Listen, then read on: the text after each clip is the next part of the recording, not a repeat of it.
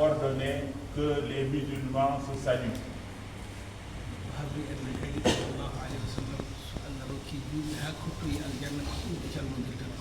Et lui, le prophète sallallahu alayhi wa sallam, il nous a également informé que quand ça arrive le jour de la rétribution, le jour de la résurrection et qu'on se retrouve là-bas au paradis, c'est par cette salutation également qu'on va se saluer. C'est pourquoi cette salutation-là, il y a la grâce, il y a la paix, mais également il y a le salut dans cette salutation. La bénédiction également. Nous demandons tous à Allah qu'il fasse descendre tout ce salut, toute cette bénédiction, toute cette grâce sur la Jama. Qu'Allah augmente sa bénédiction et sa paix. Il dit, nous devons comprendre, c'est l'islam qui nous a réunis ici et non les ethnies ou les langues. Ce ne sont pas également les nationalités qui nous ont réunis ici.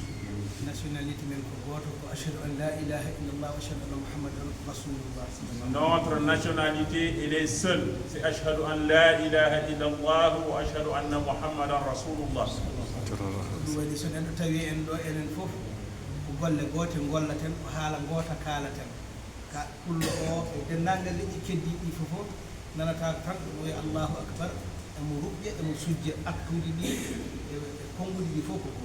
Il dit, c'est pour cela, quand quelqu'un nous trouve ici en train de prier, il nous voit faire la même chose, il nous entend également dire la même chose, les mêmes actes, mais également les mêmes paroles. On est en train de dire Allahu Akbar, Sami Allahu liman hamidahu, on est en train de lire le Coran. C'est la même chose qu'on nous entend dire, c'est la même chose qu'on nous voit faire.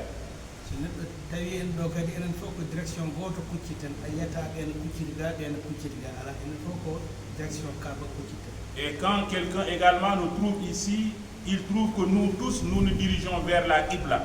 On ne va pas trouver ceux-là qui se dirigent vers l'Est et d'autres qui se trouvent vers l'Ouest. Nous tous, nous nous dirigeons vers la même direction, la Kaaba.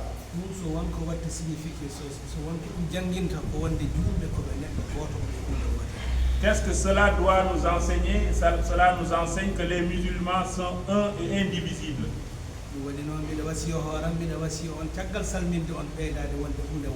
C'est pourquoi il s'exhorte et il nous exhorte. Après cette salutation, c'est de nous exhorter à être un et une seule personne sans autant pour nous diviser. Il s'exhorte lui-même, mais également il nous exhorte à cela.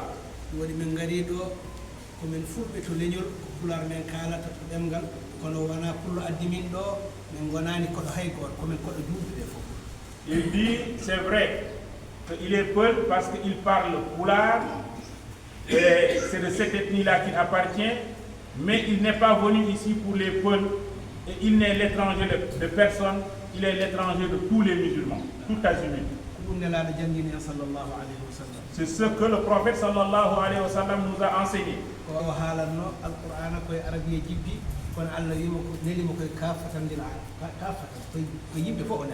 Il dit, c'est ce que le prophète sallallahu alayhi wa sallam nous a enseigné, parce que nous tous nous savons que le prophète sallallahu alayhi wa sallam est un arabe, il parle arabe, le Saint-Coran a été révélé en arabe, mais lui on l'a en humanité, sur toute l'humanité entière. C'est pourquoi il nous exhorte toujours à devenir unis, à être un et indivisible. Il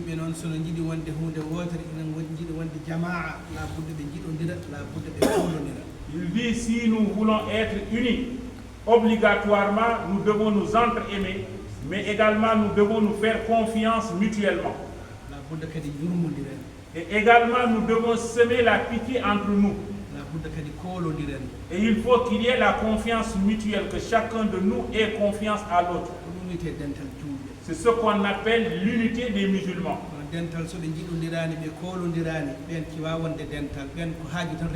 Mais si on est une assemblée dans laquelle on ne s'aime pas, mais on ne se fait pas également confiance, on s'est seulement réunis parce qu'il y a un objectif bien déterminé qui nous réunit.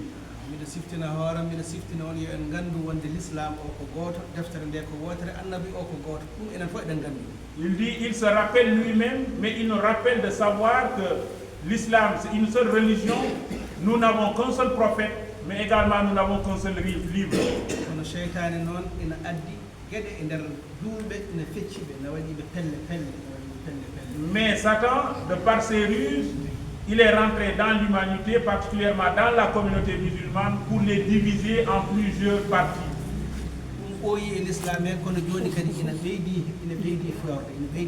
Et cela, ça date de très longtemps dans l'islam. Mais maintenant, à nos jours, ça c'est devenu plus flagrant.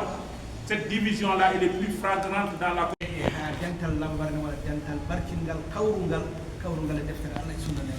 Donc, chacun de nous doit fournir des efforts pour renforcer cette communauté de Lambaréné, pour que cette communauté soit une communauté forte, pour que cette communauté évolue dans l'entente de tout le monde.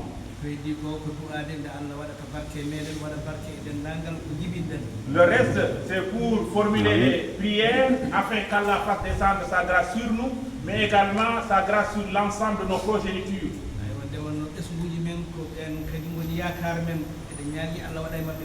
Parce que notre progéniture, c'est notre espoir. Nous voulons que Allah fasse descendre sa grâce sur eux.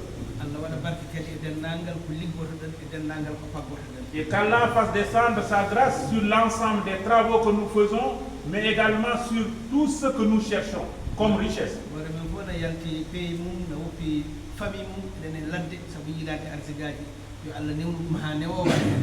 Chacun de nous est sorti de son pays. On est parti à l'aventure pour chercher quoi? C'est pour chercher de la richesse, c'est pour chercher de quoi subvenir à nos besoins. Qu'Allah le facilite pour nous. Qu'Allah nous protège. Il y a beaucoup de calamités et beaucoup de catastrophes dans ce monde. Mais nous demandons à Allah de nous en protéger.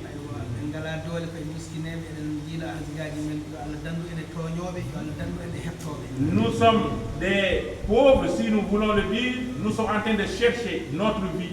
Nous demandons à Allah de nous protéger contre tout mal venant des hommes, ou bien tout mal venant de ses agresseurs, ou bien même de ces mauvaises autorités qui viennent toujours nous ravir de ce que nous avons.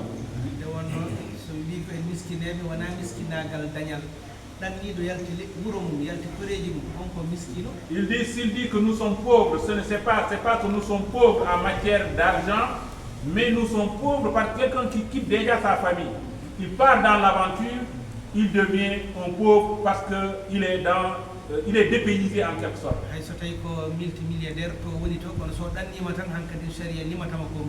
Même s'il est multimilliardaire d'où il était, dès qu'il sort en aventure, la charia le considère comme un pauvre.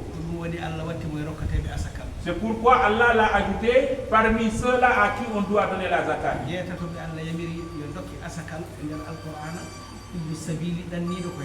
Les 8 personnes que Allah a citées dans le Coran comme ayant droit à la zakat, celui-là qui est en aventure fait partie.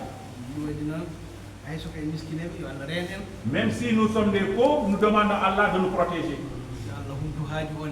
Et qu'Allah nous ouvre les portes de la prévoyance, qu'Allah résolve l'ensemble de nos préoccupations. Et qu'Allah nous ouvre les portes de la richesse et qu'il mette sa grâce là-dedans. Et qu'Allah nous donne la chance de retourner d'où nous venons en rentrant avec ce que nous avons obtenu ici. Louange à Allah. Il nous salue et il nous rend visite. Et il nous dit également au revoir. Il demande à Allah de les faire revenir encore une autre fois ici. Et qu'il nous trouve en bonne santé et dans de bonnes conditions. Il dit, la mosquée, il a remarqué que nous avons des travaux encore que nous poursuivons. Il demande à Allah de nous aider à achever ces travaux-là. Jusqu'à ce que les travaux arrivent à fin et qu'on ait ce que nous voulons. Et qu'Allah nous aide également à venir ici, après que les travaux soient terminés, qu'Allah nous aide à venir ici et adorer Allah ici et faire des doigts aussi.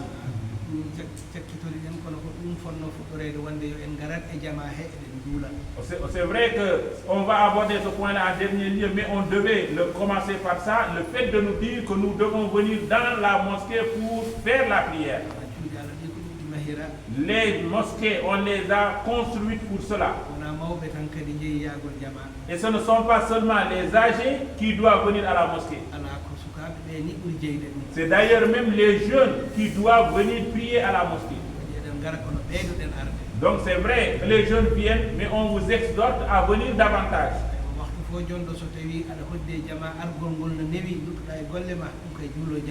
À chaque prière qui arrive, lorsque tu es quelque part où tu n'es pas loin de la mosquée et le fait de venir à la mosquée n'est pas difficile, viens faire la prière à la mosquée et retourner à ton travail.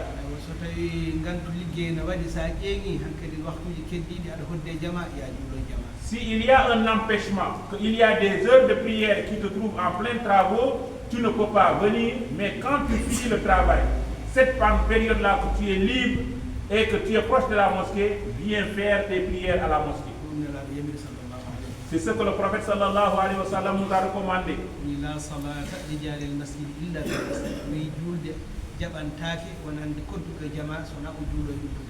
Le prophète sallallahu alayhi wa sallam nous a dit qu'on n'accepte pas la prière de quelle réalité de notre génération.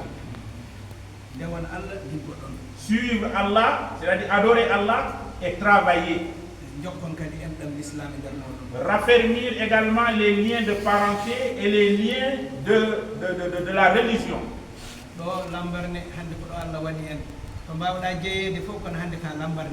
Aujourd'hui, nous tous ici, Allah nous a mis ici à